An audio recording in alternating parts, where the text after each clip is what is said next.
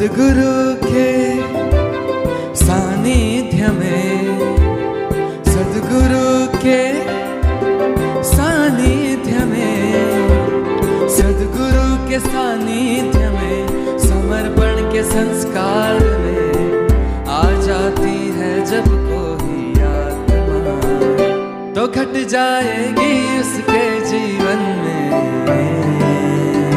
अनुभूतियाँ,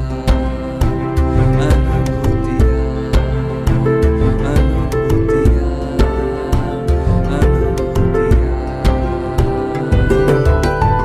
आओ हम सब मिलकर बाटे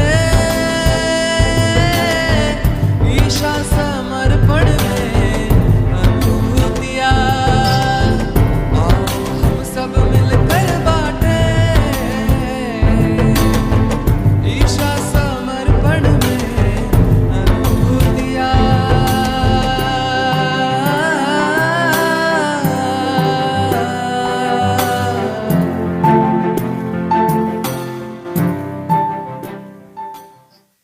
जय बाबा स्वामी। मेरा नाम राघवेंद्र है। मैं अभी फ़िलहाल बेंगलुरु से हूँ। मेरा समर्पण का शुरुआत 2001 में फरवरी 26 को शिविर हुआ था, लाइव शिविर बड़ौदा में मेडिकल एसोसिएशन हॉल में। तब से मैं जुड़े हूँ समर्पण में। तब स्वामी जी का एकदम छोटा सा हॉल था, वो 200 लोग ही बैठे थे। उसमें स्वामी जी का 8 दिन का लाइव शिविर होता था। हमारे लिए एकदम स्वर्णिम अवसर था स्वामी जी के साथ मिलने का वो टाइम पे। उसमें वो टाइम पे मेडिटेशन अलग अलग चक्रों पे हाथ रख के मंत्र बोलना था, तो ऐसा करते थे। फिर बाद में स्वामी जी शिविर के लास्ट 2 दिन के पहले बोलते थे, आपको कुछ भी समस्या हो तो वो आप लिख के एक पत्र में लिख के मुझे दे दो, मैं आपका उसका निदान करूँगा। ऐसा भी स्वामी जी ने बताया था। तो वो टाइम पे मेरा 22 या 23 का उम्र होगा। मेरा बहुत कम उम्र में समर्पण मिल गया, वही गुरुदेव की कृपा है। तो क्या समस्या मैंने लिखा मुझे याद नहीं है, लेकिन कुछ लंबा सा लिखा था मैंने, इंग्लिश में लिखा था। तो सहस्रा चक्र के दिन उसका रिप्लाई स्वामी जी दिया था, आई ब्लेस यू, नियमित ध्यान करो और बाबा स्वामी करके। वो इंग्लिश में स्वामी जी सिग्नेचर किया हुआ वो पेपर आज भी मेरे पास है। फिर उसके बाद वो टाइम पे मेरे को थोड़ा, मैं श्री अरविंदो को मानता था। बड़ौदा में दांडिया बाज़ार में मैं रहता था तब। तो रेगुलर सुबह शाम अरविंदो आश्रम जाता था।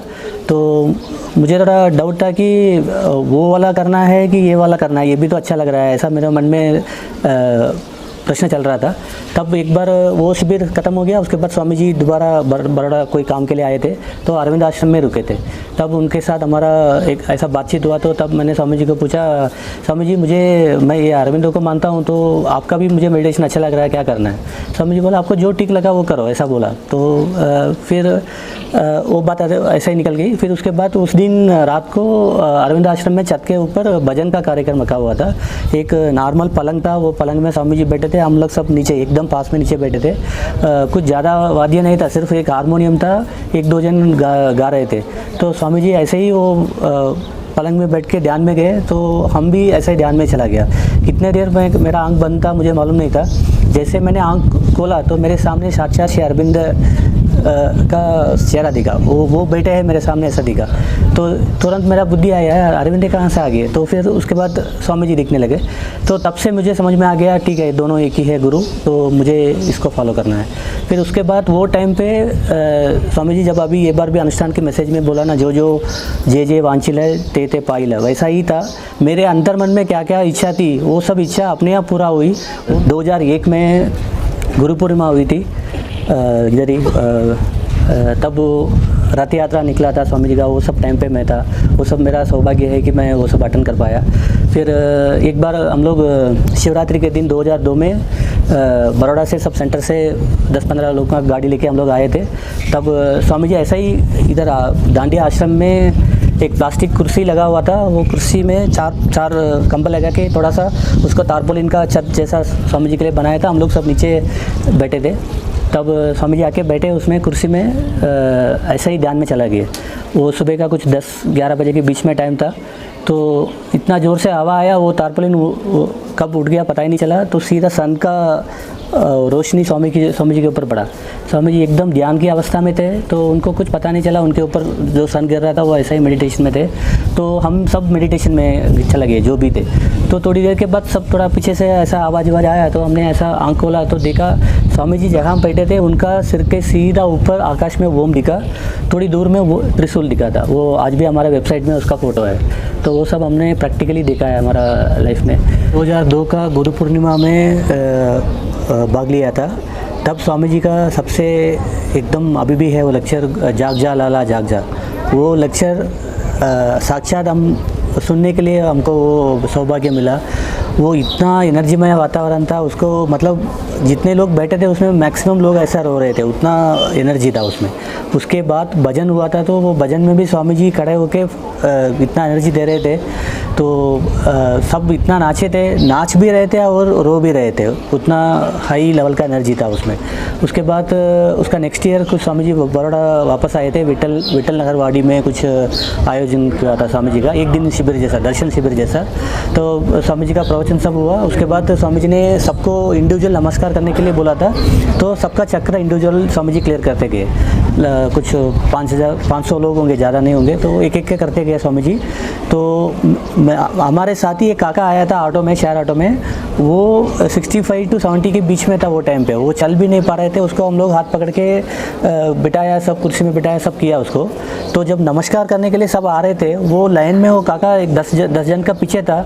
अचानक उसको क्या हुआ मालूम नहीं, वो पूरा ज़ोर से घूमने लगा, चिल्लाने लगा। हम सब लोग लाइन में खड़े थे, तो सब घबरा के उसको रास्ता दे दिया। वो कुछ 10 फीट की एरिया में वो गोल गोल घूम रहा था और चिल्ला रहा था। तो हम सब ऐसे घबराते हुए स्वामी जी को देख रहे थे। स्वामी जी आंख खोला ही नहीं, सिर्फ पैर के अंगूठे से कुछ इशारा किया, फिर हाथ से कुछ किया। थोड़ी देर के बाद वो काका को एकदम शांत हो गए। फिर उसके बाद हमारा नमस्कार हुआ। वो हमारे लिए एक बहुत बड़ी चमत्कार था कि हमारे सामने जो बैठा है वो सामान्य व्यक्ति नहीं है, वो कुछ अलग ही है। वो उसका जो एहसास वो मोमेंट पे हमको हुआ था। तो ऐसा बहुत सारे अनुभूतियाँ हैं। मेरा सबसे मैं अनुभूति करके मैं जो मानता हूँ, इतने साल समर्पण में जुड़ा रहा वो मेरे लिए अनुभूति है। क्योंकि जितने आए कितने गए वो तो स्वामी जी जाने, क्योंकि वो जुड़ा रहना सबसे बड़ी अनुभूति है। दूसरा, स्वामी जी उच्च लेवल पे रहता है या मैं उसको रिसीव करने की लेवल पे रहता हूँ, तो मेरे को जाने अनजाने में मेरे आंखों से इतना आंसू आ जाता है, लेकिन इतना रोता हूँ तो भी मैं इतना खुश रहता हूँ अंदर से। तो फिर वो दो मेरे लिए सबसे बड़ा अनुभूति है।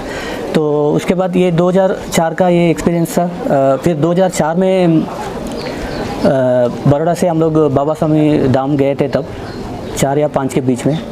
तब मेरा कुछ पर्सनल प्रॉब्लम चल रहा था, तो हम लोग गए थे आश्रम में। तो स्वामी जी सबको मीटिंग लिया, फिर सबको लाइन में बिठाया और स्वामी जी खाना परोस रहे थे। वाइट कलर का कुर्ता था स्वामी जी का। हमारे पास में से एकदम वो ऐसा जैसा मेरे को क्रॉस करते, मेरे आगे से स्वामी जी जैसे आ रहे थे और मेरे को क्रॉस किया, वो टाइम पे मैं इतना रोया, मेरा पूरा अस्तित्व ही नहीं रहा उसना। मतलब वो एक सबसे बड़ा अनुभूति थी। उसके बाद हम लोग गाड़ी में वापस, टेम्पो में वापस जा रहे थे, तो बड़ौदा पहुंच गए रात को 11 साढ़े 11 के आसपास में। लेकिन एक लारी वाला था, वो हमारे गाड़ी से टकराने वाला था। तो हम सब लोग एक क्षण के लिए, प्रेयर बोलने के पहले भी एक्सीडेंट हो सकता था, उतना हमारा ऐसा देखते रह गए। उसके पहले उसने, गाड़ी वाले ने टर्न लिया, तो हमारा गाड़ी से तो टकराया नहीं, लेकिन एक पोल था, इलेक्ट्रिक पोल, उसमें टकराया। वो टकराने के बाद वो पोल भी हमारा गाड़ी के ऊपर आने वाला था, तो उसमें अगर वो गाड़ी पे लगता तो भी हमारा गाड़ी पलट सकती थी। तो उससे भी हम लोग बच गए। तो वो एकदम हमारा कितना वो प्रोटेक्शन स्वामी जी किया, वो एक अनुभूति। उसके बाद 2008 में जब लेस्टर की मूर्ति के लिए स्वामी जी अनुष्ठान कर रहे थे, तब मुझे यूके जाने के लिए चांस मिला था। यूके में ब्रिज टाउन करके जगह पे वो 45 दिन का अनुष्ठान के टाइम पे मैं यूके में था। यूके में बैठ के मैं सुबह ऑफिस जाने के पहले मेरा कमरे में मैं मेडिटेशन करता था। तो वो टाइम पे इतना बर्फ़ गिरता था उधर, तो एकदम ठंडा था। वो ठंडे के ऊपर जब मेडिटेशन करते थे, हर एक चक्र में अलग अलग जगह पे ठंडी, मतलब वो 45 दिन में अलग अलग चक्रों में अलग अलग जगह पे ठंडे महसूस हुआ मेरे को।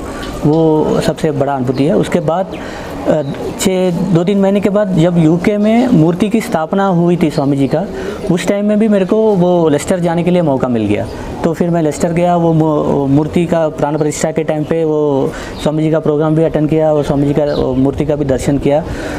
फिर उसके बाद ऐसा बहुत सारे आगे का अनुभूति है। उसके बाद हमारा शादी भी स्वामी जी की ब्लेसिंग से हुआ, आश्रम में नहीं हुआ, स्वामी जी की ब्लेसिंग से हुआ। फिर 4-5 साल से हमको बच्चे नहीं थे, तो हम जब अहमदाबाद में थे तब सब डॉक्टर को दिखाया, सब ट्रीटमेंट सब कुछ, किसी का कुछ प्रॉब्लम नहीं था, लेकिन हुआ नहीं था। फिर अचानक हमारा ये हुआ, तो 2016 जनवरी को डॉक्टर ने डेट दिया हुआ था डिलीवरी का, जनवरी 10 तारीख के आसपास डेट करके। तो उसके बीच में 2015 का चैतन्य महोत्सव अटेंड करने के लिए मैंने फॉर्म भर दिया और पैसा सब भर दिया था। तब उसी दिन ये साई गुरु शक्ति धाम का भूमि पूजन था इधर। तो अक्टूबर 15 तारीख से डॉक्टर ने जब रेगुलर चेकअप करवाया मेरा वाइफ का, तो उसने बोला कि मेरा ट्विंस था वो टाइम पे, मतलब पेट में ट्विंस था। तो उसने बोला कि एक बच्चे का कुछ ऑक्सीजन बराबर नहीं मिल रहा है, तो आप हर 2 दिन के एक बार आप आके चेक करो करके। मतलब बहुत टेंशन का वातावरण था कि स्वामी वो डॉक्टर बोले थे कि एक बच्चे को बचा सकते हैं, एक को शायद बचा नहीं सकते, ऐसा भी हो सकता है, ऐसा सब बहुत टेंशन चल रहा था। हम लोग पूरा रेगुलर दोनों हस्बैंड, वो भी मेरा वाइफ भी शादी का ही थी, तो दोनों प्रेयर कर रहे थे, हर 2 दिन के एक बार डॉक्टर को जाके मिल रहे थे। तो ऐसा करते करते लास्ट वो नवंबर 6 तारीख को उन्होंने बोल दिया कि अभी ऑपरेशन करवाना ही पड़ेगा, नहीं तो कोई भी एक भी नहीं बच सकता है, ऐसा करके उन्होंने बोल दिया। तो 6 तारीख को उन्होंने सुबह बोला, तो नवंबर मेरा प्रोग्राम तो आना कैंसिल हो ही गया था, लेकिन मैंने सोचा ऐसा भी नवंबर 6 तारीख आ ही गया है, तो जो होगा। तो नवंबर 8 तारीख को आप ऑपरेशन करो करके मैंने डॉक्टर को बोल दिया। डॉक्टर बोला एक दिन रुकना भी थोड़ा मुश्किल है करके। मैं बोला अब जो भी होगा, मुझे नवंबर 8 तारीख को आप कर दो ऑपरेशन, क्योंकि ये हमारे इच्छा से तो हुआ नहीं, जो भी हो रहा है उनकी इच्छा से हो रहा है। तो इतने दिन आपने ये किया है, तो अगर उनका रहना है तो रहेगा, ऐसा करके मतलब एकदम पूरा भाव से निकल गया हम दोनों के मुंह से कि नवंबर 8 तारीख को सुबह ऑपरेशन कर दो। तो 7 तारीख का पूरा दिन हम लोग इतना रो के प्रेयर कर रहे थे, स्वामी जी को गुरु मंत्र बोल रहे थे। मतलब वो आप भी समझ सकते हो, ट्विंस था और 2 बच्चे में एक भी नहीं रह सकते, ऐसा भी कंडीशन में हमारा क्या स्थिति होगी आपको मालूम, सबको तो बोलने की ज़रूरत नहीं थी, उतनी फीलिंग में थे हम लोग। फिर 8 तारीख को सुबह जब स्वामी जी इधर भूमि पूजन कर रहे थे, वो टाइम पे हमारा डिलीवरी मतलब हुआ था। उसको वो टाइम पे स्वामी जी लेक्चर में भी बताया था कि कुछ बदमाश साधक है, उनको नवंबर 8 तारीख को ही बच्चे को जन्म देना था, ऐसा करके स्वामी जी ने हमको ही बोला था। तो वो तो मैंने नहीं सुन पाया, फिर बाद में मुझे बाकी लोगों ने बताया, तब महसूस हुआ। उसके बाद 1-2 मिनट स्वामी जी गैप दिया था, फिर बोला कि भले उनका माँ बाप जो भी सोचे, लेकिन नवंबर 8 तारीख को पैदा होने के लिए वो बच्चे को भी उतना ये होना चाहिए, भाग्य होना चाहिए, ऐसा करके स्वामी जी ने बोला था वो लेक्चर में। तो वो हमारे लिए सार्थक हुआ। फिर हमारा बच्चे का भी नाम स्वामी जी ने दिया। फिर आगे जाके बहुत कुछ अनुभूति है, ये सबसे बड़ा है। जय बाबा स्वामी।